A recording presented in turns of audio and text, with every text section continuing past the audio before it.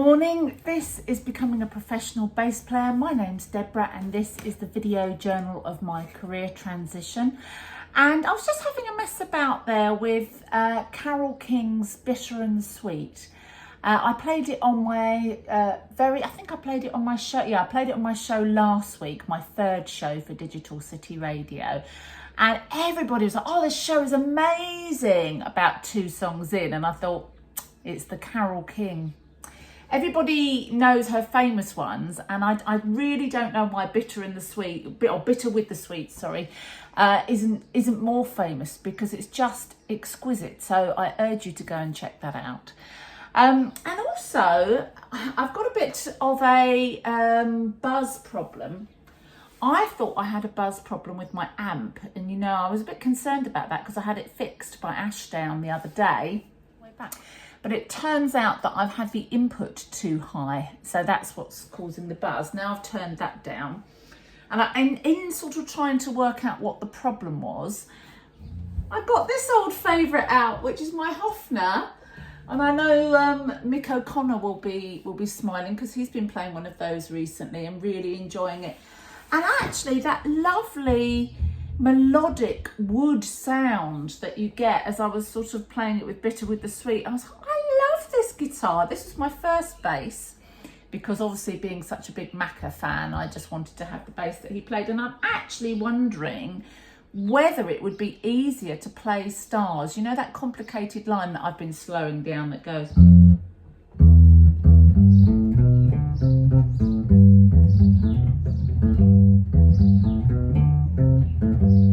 I wonder whether that would be easier to play on this than the other thing. So that's got me thinking.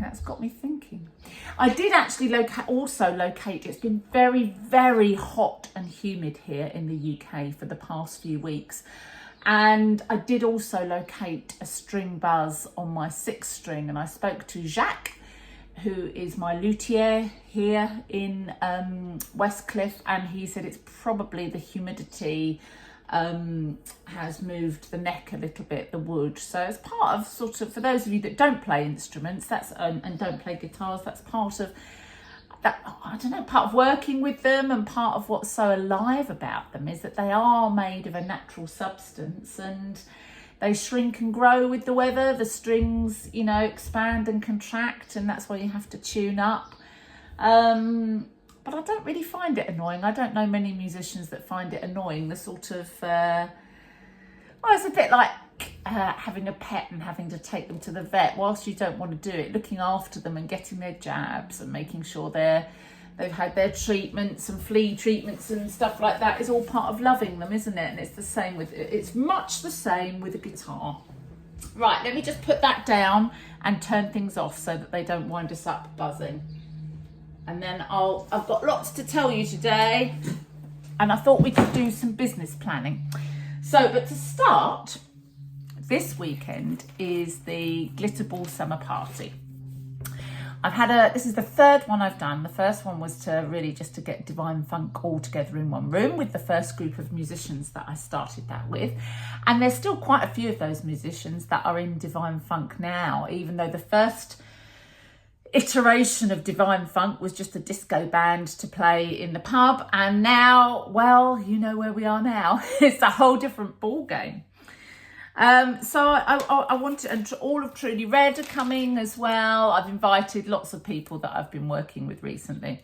So I've finished doing the grazing boards for the Railway Hotel, and I'm going to try them out on my guests on Sunday. Look at these disco ball cocktail sticks. So I'm going to make some little kebabs with olives and manchego cheese and maybe little bell peppers filled with cream cheese, you know, those ones, and put those on the grazing boards for them. How fabulous are these? These are normally about £5 each on Amazon, but actually the pound shop, ironically, weirdly, the pound shop had them for £2 each. I bought all of them, so I apologise if you live in Southend and you went to Poundland hoping to buy one of these and they were all sold out. Bear with me. So look at that for nuts and crisps and plants. I've put some plants in there for the table toppers and things like that. So very cute. And then tonight, Mark and I are going to fly outside. Beverly Knight is playing the Cliffs Pavilion, and Orifo from Simply Red is playing the bass for Beverly Knight tonight.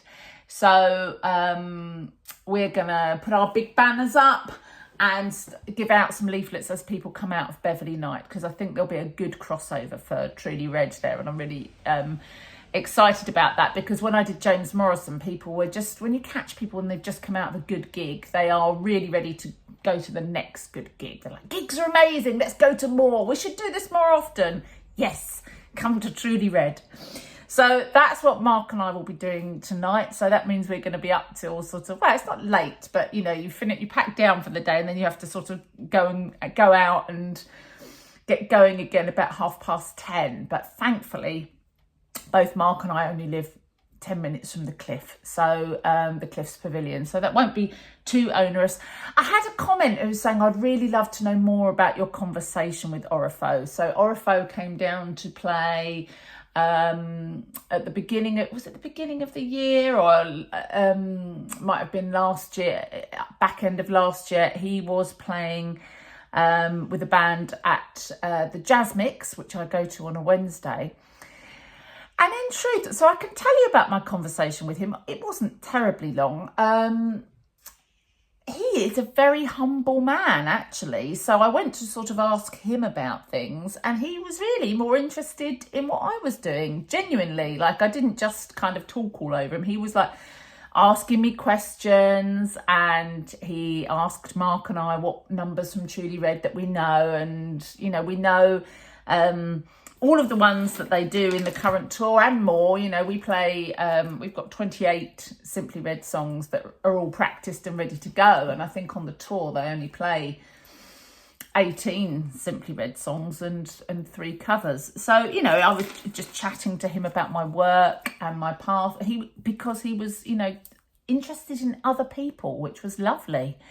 And also maybe a bit of a private person who doesn't necessarily want to talk a lot about themselves, and that's absolutely fine. I did actually text him to say that we're coming down tonight to Flyer, and he was very sweet in his reply. So I thought we could do a little bit of business planning together today. Do you remember I went to see Steve a week ago on Friday, and we discussed my need to focus more. That's what came out of how, you know, this sort of how are you going to get, or what is the destination for Glitterball?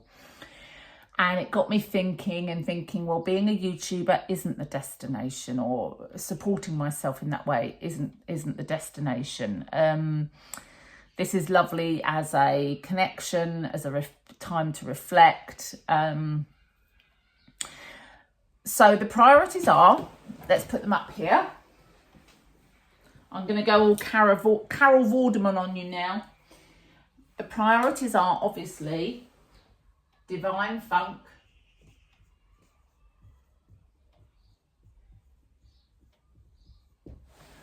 True. Can you see that? There we are. Truly Red.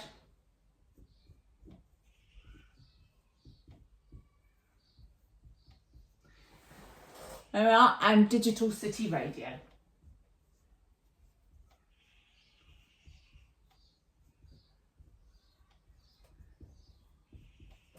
And if I just confine myself to those things or restrict myself, then I just felt I was putting in so much effort and I was going round and round in circles, you know, without the momentum to drive me anywhere. It was really tiring me out.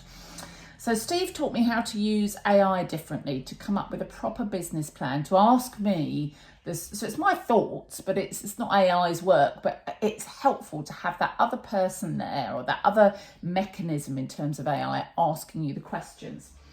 And AI came up with this list of things for me to do in 3 months, 6 months and 12 months, which I think I mentioned to you the other day. And in the 3-month list, it said that I needed to prioritise the promo, which is absolutely right. I've got to have something to show people. Now, the digital sales pack, because of course I've been quite experienced or very experienced in marketing, but I've never been a sales manager or an account manager.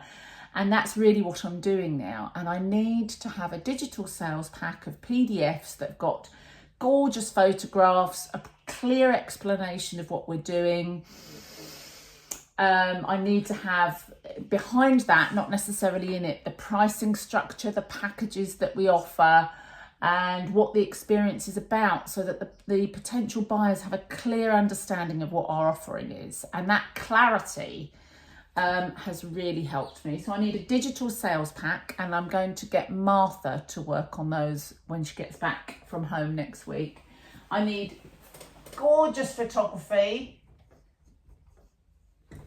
Yeah, and then I need a list of prospects. And the prospects, particularly they'll be slightly different for Divine Funk and Truly Red, but they will be higher end than we have been going for. So it's not about lots of consumers. It is about, really targeted approaches to the right people. So, I mean, this sounds like I know what I'm doing and I'm an expert on this. What I'm telling you is what we've worked out, or what I've worked out.